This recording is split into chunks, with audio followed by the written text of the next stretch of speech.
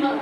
ତାହେଲେ ତମ ଭିତରୁ କିଏ କହିବ ଜାନୁଆରୀ ଠାରୁ ଡିସେମ୍ବର ମାସ ପର୍ଯ୍ୟନ୍ତ ନା କିଏ କହିବ କହିପାରିବ? ହଉ ତମ ନାଁ କଣ? କୀର୍ତ୍ତି। କୀର୍ତ୍ତି କହିବ ଫାଷ୍ଟ, ତାପରେ ତମେ ସମସ୍ତେ କହିବ ତା ପଛରେ।